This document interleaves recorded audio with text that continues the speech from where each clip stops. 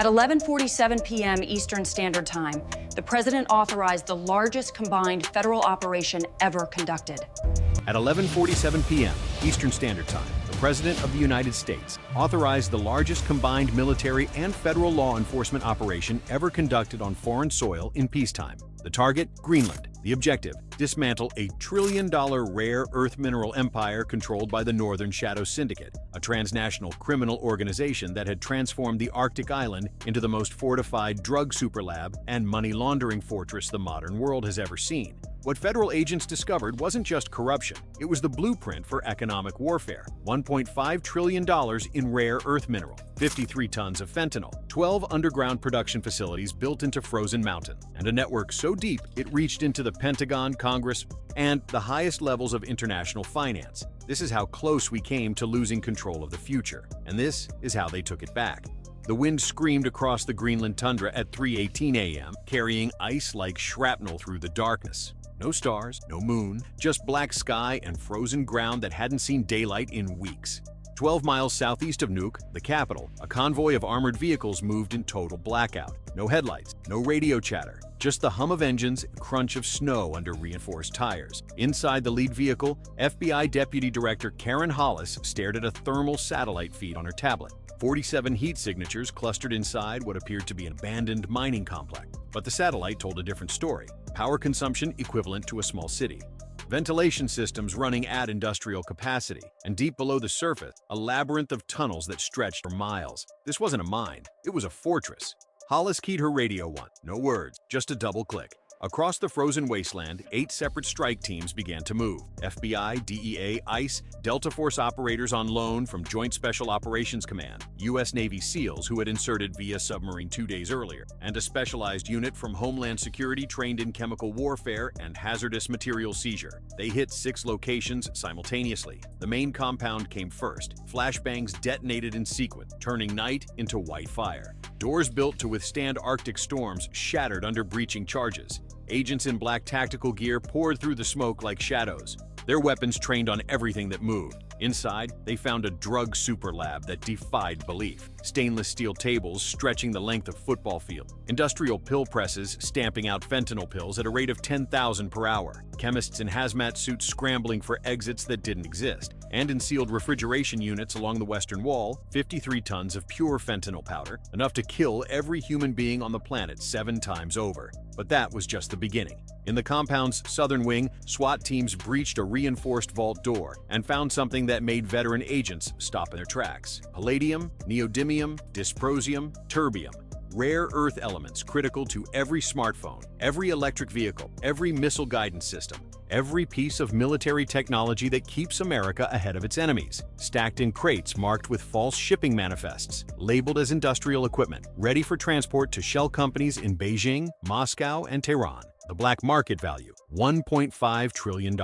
And sitting on a desk in the command center, illuminated by the glow of 7 monitors, they found a steel case containing 4 encrypted hard drives and a handwritten ledger that would crack this operation wide open. Special Agent Marcus Trent, a 22-year veteran of the DEA, lifted the ledger carefully. His hands were shaking. "We need cyber forensics here now," he said into his radio, "and get me a direct line to Washington. This just became a national security crisis." The raid teams continued their sweep through the compound, discovering room after room of horrors. A human trafficking holding area where migrants had been kept in cages before being smuggled into North America. A communications hub with satellite uplinks connecting to cartel operations in Mexico, Colombia, and across Europe. And a vault containing over $200 million in cash, stacked floor to ceiling in waterproof containers. Outside, in the frozen darkness, ICE agents were rounding up fleeing cartel members. Some tried to escape into the tundra, but thermal imaging made them glow like beacons against the ice. Others attempted to destroy evidence, throwing hard drives into industrial furnaces or shooting up server equipment. But the agents were faster. By 5:30 a.m., the compound was secured. 37 cartel members arrested, 53 tons of fentanyl seized, $1.5 trillion in rare earth minerals recovered, and 4 encrypted hard drives that would expose the conspiracy at the highest levels of American government. But the real shock was still coming, because when those drives were cracked, they would reveal that this wasn't just a cartel operation, it was treason. 18 hours later, inside a classified FBI cyber forensics facility in Quantico, Virginia, analysts were still trying to process what they were seeing. The encrypted drives had taken 11 hours to crack. Military-grade encryption, layered security protocols, digital tripwires designed to wipe the data if accessed incorrectly. But they got in, and what they found was a master plan so vast, so meticulously organized that it redefined the word conspiracy. Operation Arctic Dominion. A 3-year scheme orchestrated by Governor Elliott Crane of Alaska, a decorated former Army colonel who had built his political career on promises of American energy independence and Arctic sovereignty. But behind the speeches and the flag-waving, Crane had sold his office to the Northern Shadow Syndicate, a criminal organization that had started as a European drug cartel and evolved into something far more dangerous. A transnational empire built on rare earth minerals, fentanyl production, human trafficking, and financial warfare. The digital map on the main screen showed the network in terrifying detail. 17 shell companies registered in the Cayman Islands, Cyprus, and the British Virgin Islands. 34 ghost corporations operating as mining contractors, environmental consultancies, and green energy nonprofit.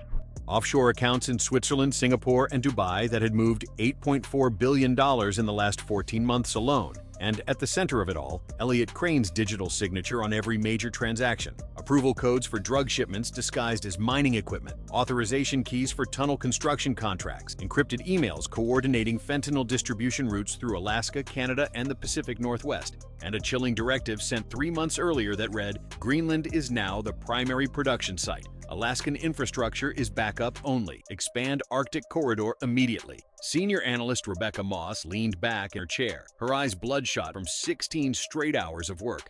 "He didn't just take bribes," she said quietly.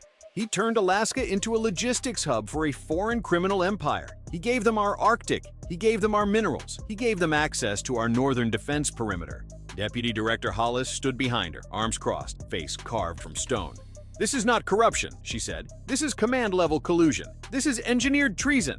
She turned to the room full of analysts and agents. "Find every person who touched this operation, every contractor, every official, every border agent who looked the other way. I want arrests ready within 48 hours."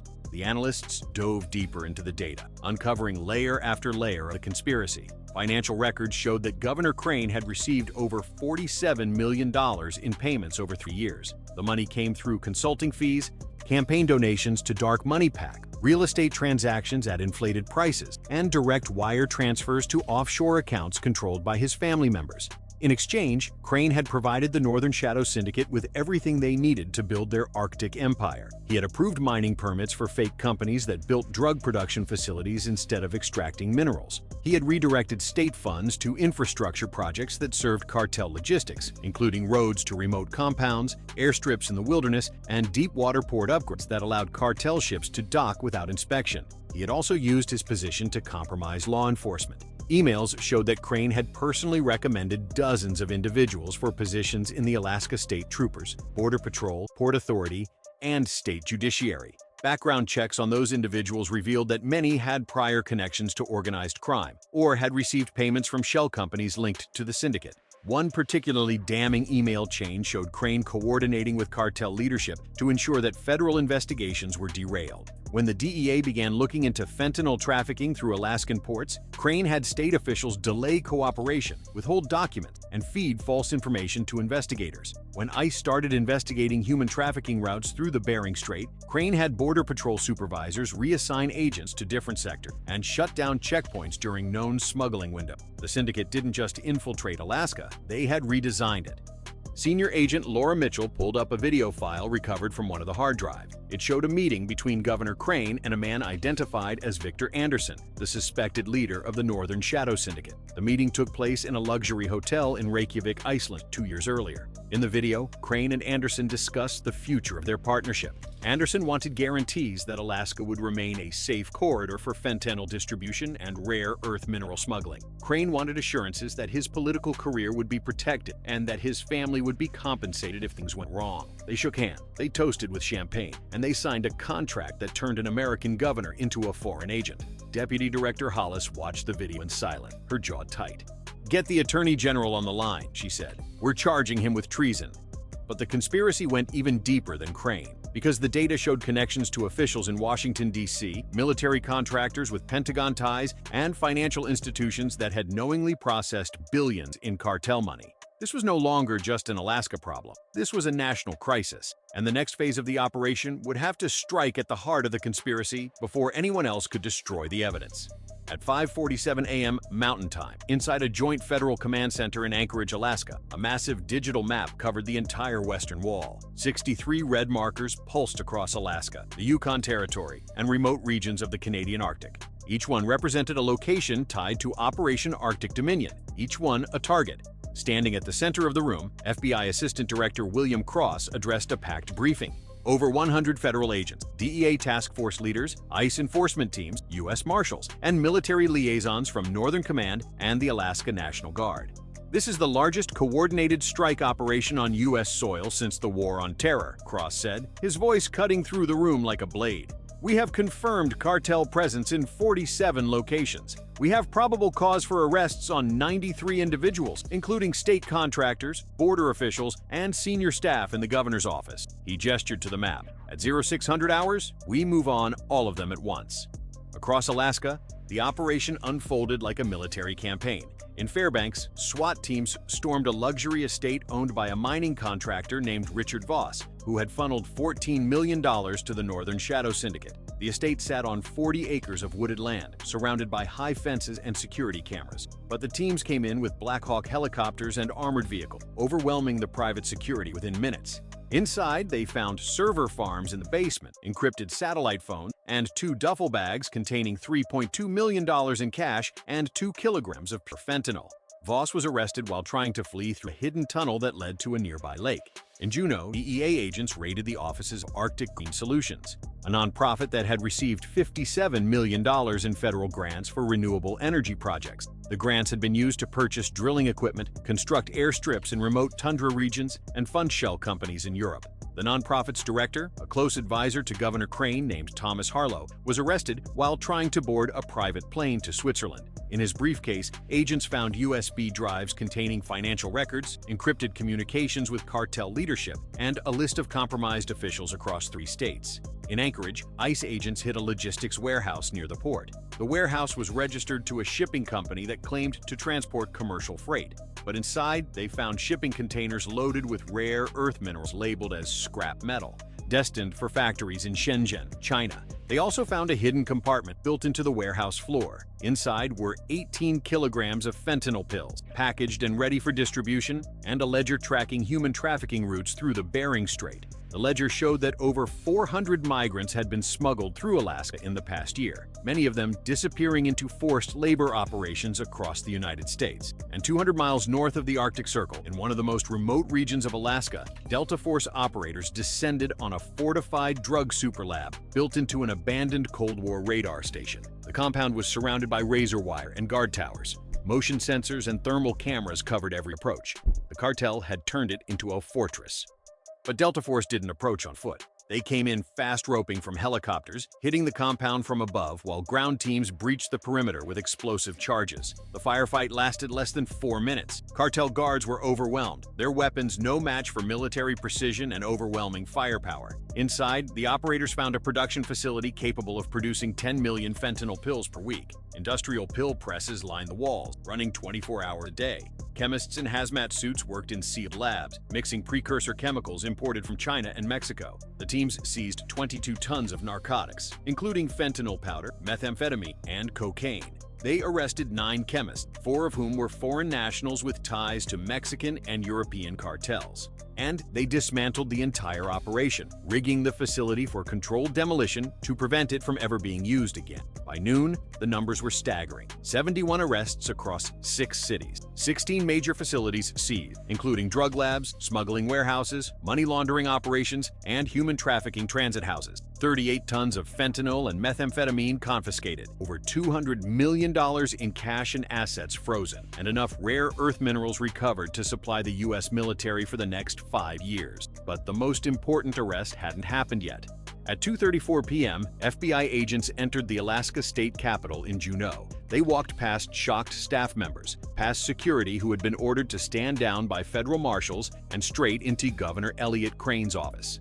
He was sitting at his desk, hands folded, face calm. He didn't resist. He didn't say a word. He just watched as they placed him in handcuffs and read him his rights. Governor Elliott Crane, you are under arrest for racketeering, money laundering, conspiracy to distribute controlled substances, human trafficking, and treason against the United States of America. Outside, news helicopters circle overhead. Reporters screamed questions from behind police barricades. Protesters held signs demanding justice and accountability. And across the country, millions of Americans watched in disbelief as one of the most powerful governors in the nation was led out of his office in handcuffs, his political career destroyed, his legacy forever tied to betrayal. The underworld had taken more damage in 12 hours than it had in the last 12 years.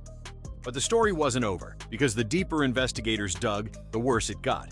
Inside a secure federal evidence facility in Seattle, forensic accountants and intelligence analysts were piecing together the full scope of the infiltration. It wasn't just Governor Crane. The Northern Shadow Syndicate had embedded themselves into every level of Alaskan governance and law enforcement. They had compromised judges who dismissed cases, legislators who blocked oversight, border agents who falsified patrol logs, port inspectors who approved fraudulent shipping manifests, and senior officers in the Alaska State Troopers who tipped off cartel members before raids. Internal emails recovered from seized servers revealed the depth of betrayal. One Border Patrol supervisor, identified as Captain Derek Mason, had been paid $47,000 per month to ensure that certain cargo shipments were never inspected. His patrol logs showed suspicious patterns. Convoys arriving at ports during his shifts were waved through without checks, while other agents were reassigned or told to focus on different areas. A state judge, Margaret Donovan, had received $200,000 over 18 months to delay warrants and dismiss charges against cartel associates.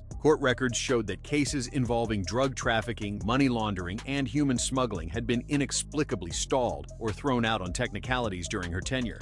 A logistics coordinator in the governor's office, named Stephen Briggs, had provided real-time updates on federal investigations. Whenever the DEA or FBI requested information from the state, Briggs would alert cartel leadership, giving them time to move assets, destroy evidence, and disappear before raids could happen. Agent Laura Mitchell, a veteran investigator with the FBI's Public Corruption Unit, sat in a conference room surrounded by stacks of documents and digital files. Her face was pale. Her hands were clenched into fists.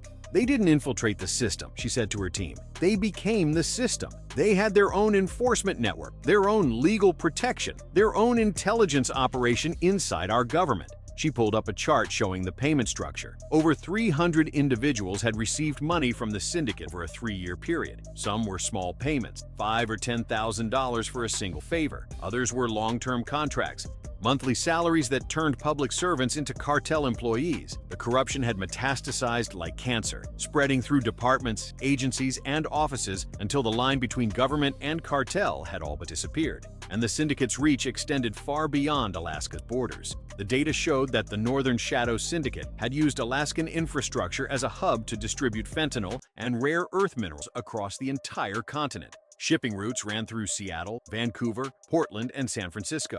Trucking contractors moved narcotics and minerals disguised as commercial freight, using falsified bills of lading and bribed way station operators to avoid detection. Fake green energy companies transported materials under the cover of environmental sustainability, exploiting public goodwill and government subsidies to move cartel product in plain sight. One seized document outlined a plan called Continental Expansion, detailing how the syndicate intended to replicate the Alaskan model in Montana, Wyoming, and the Dakotas.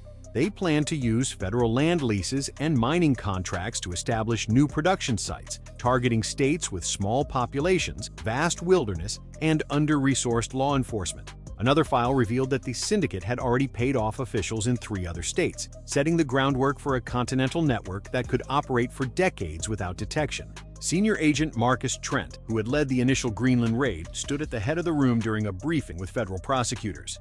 This wasn't just about drugs or money, he said, his voice hard. This was about control. They were building a parallel state, a shadow government that could function independently of federal oversight. And if we hadn't found that ledger in Greenland, they would have succeeded. He looked around the room at the exhausted face of agents and prosecutors who had been working around the clock. We're not just taking down a cartel. We're dismantling a system that was designed to outlast us, a system that was designed to become permanent. The room fell silent as the weight of his words sank in.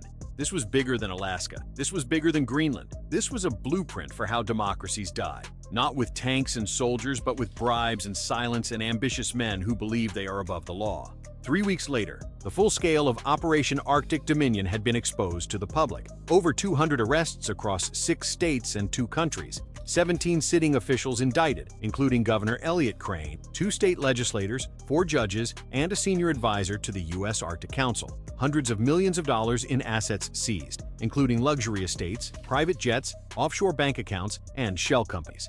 And a rare earth mineral stockpile recovered that would give the United States a strategic advantage over China and Russia for the next decade. But the real cost was measured in lives. The fentanyl produced in Greenland and distributed through Alaska had killed over 4,000 Americans in the past 2 years. Young people who took a pill at a party and never woke up.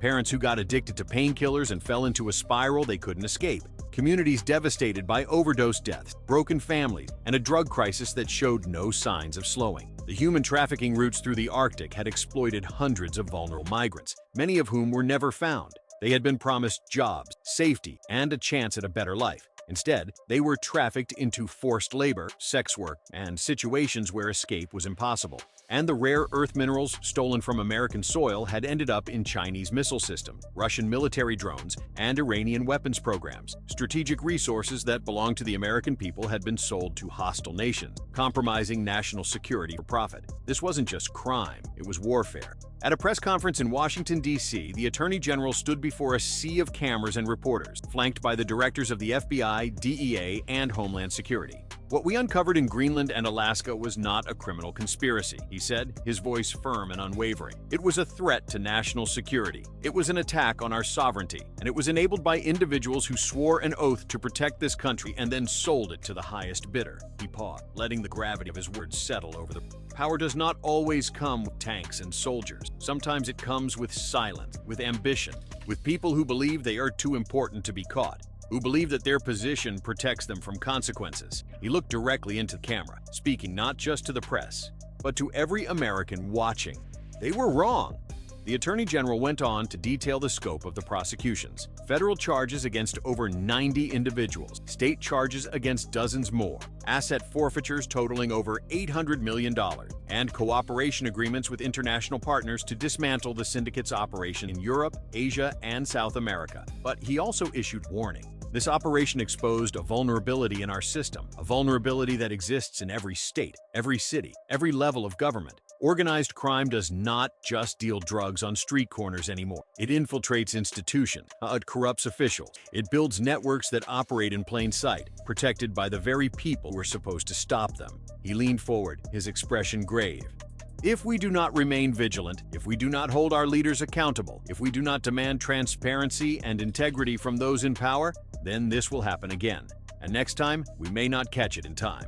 The room erupted with questions from reporters, but the Attorney General simply nodded and walked away, leaving his words hanging in the air. If you're still watching this, understand what you just witnessed. This story is fictional, but the threat is real. Rare earth minerals control the future of technology and warfare. Fentanyl is the deadliest drug crisis in American history, and corruption at the highest levels of government is not a conspiracy theory. It is a documented reality that has destroyed lives, communities, and nations. The Northern Shadow Syndicate does not exist. Governor Elliott Crane is not a person. But the systems they exploited, the vulnerabilities they exposed, and the dangers they represent are all too real. Tap like if you want more people to see stories like this. Comment exposed if you believe corruption must be dragged into the light, no matter how powerful the people involved. Share this with someone who needs to understand how power really works, how it corrupts, and how it can be stopped. Because the next operation might not be fictional, and the next fortress might be closer than you think. This was a dramatization. But the lesson is real. Power without accountability is tyranny. Silence in the face of corruption is complicity. And the only way to protect democracy is to fight for it. Every single day, in every single institution. Stay awake, stay informed, and never assume the people in power are working for you. Because sometimes they're working for someone else. And when that happens, it takes more than laws and badges to stop them. It takes courage, it takes integrity, and it takes people who refuse to stay silent. This is the war we're fighting, not just against cartels, but against the idea that some people are above justice, that some crimes are too big to punish, that some conspiracies are too powerful to expose. We prove them wrong in Greenland. We prove them wrong in Alaska, and we'll keep proving them wrong as long as there are people willing to stand up and say, not here, not now, not ever.